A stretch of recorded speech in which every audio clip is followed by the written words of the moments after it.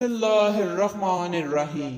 قحمس نے ابن بریدہ سے، انہوں نے یحییٰ بن یعمر سے روایت کی، انہوں نے کہا کہ سب سے پہلا شخص جس نے بصرہ میں تقدیر سے انکار کی بات کی معبد جہنی تھا۔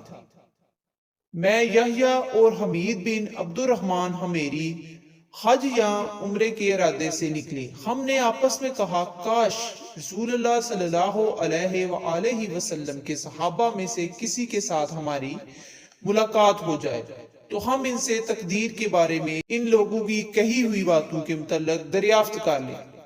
توفیق الہی سے ہمیں حضرت عبداللہ بن عمر بن خطاب رضی اللہ تعالی عنہ مسجد میں داخل ہوتے ہوئے مل گئے۔ میں اور میرے ساتھی نے ان کو درمیان میں لے لیا، ایک ان کی دائیں طرف تھا اور دوسرا ان کی بائیں طرف۔ مجھے اندازہ تھا کہ میرا ساتھی گفتگو کا معاملہ میرے ہی سپرد کرے گا، چنانچہ میں نے عرض کی اے ابو عبد الرحمن، یہ عبداللہ بن عمر رضی اللہ تعالیٰ عنہ کی کنیت ہے۔ واقعہ یہ ہے کہ ہماری طرف کچھ ایسے لوگ ظاہر ہوئے ہیں جو قرآن مجید پڑھتے ہیں اور علم حاصل کرتے ہیں، اور ان کے حالات بیان کیے۔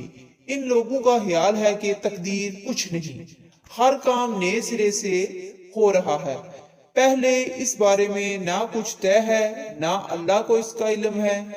ابن عمر رضی اللہ تعالی عنہ نے فرمایا جب تمہاری ان لوگوں سے ملاقات ہو تو انہیں بتا دینا کہ میں ان سے بری ہوں اور وہ مجھ سے بری ہیں، اس ذات کی قسم جس کے نام کے ساتھ عبداللہ بن عمر حلف اٹھاتا ہے، اگر ان میں سے کسی کے پاس احد پہاڑ کے برابر سونا ہو اور وہ اسے خرچ بھی کر دے تو اللہ تعالیٰ اس کی طرف سے اس کو قبول نہیں فرمائے گا یہاں تک کہ وہ تقدیر پر ایمان لے آئے۔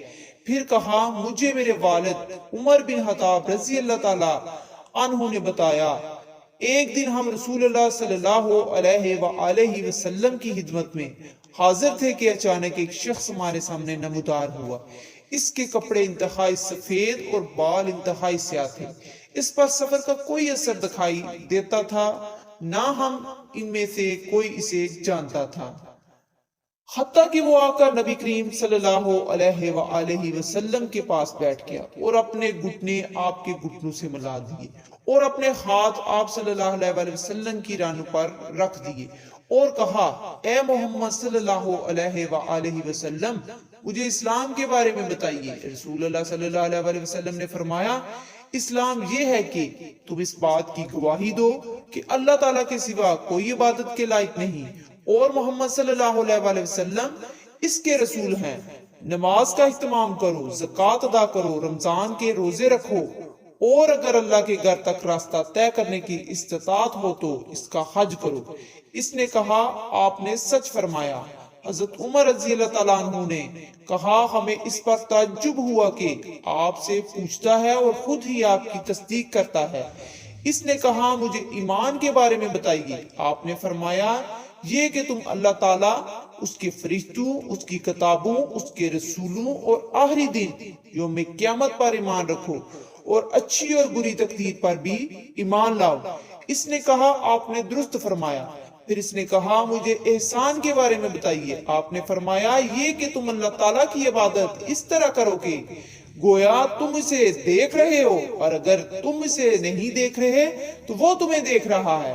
اس نے کہا تو مجھے قیامت کے بارے میں بتائیے۔ آپ نے فرمایا جس سے اس قیامت کے بارے میں سوال کیا جا رہا ہے وہ پوچھنے والے سے زیادہ نہیں جانتا۔ اس نے کہا تو مجھے اس کی علامات بتا دیجئے۔ آپ نے فرمایا علامات یہ ہیں کہ لونڈی اپنی مالکہ کو جنم دے، اور یہ کہ تم ننگے پاؤں، ننگے بدن، محتاج بکریاں چرانے والوں کو دیکھو کہ وہ اونچی سے اونچی عمارتیں بنانے میں ایک دوسرے کے ساتھ مقابلہ کر رہے ہیں۔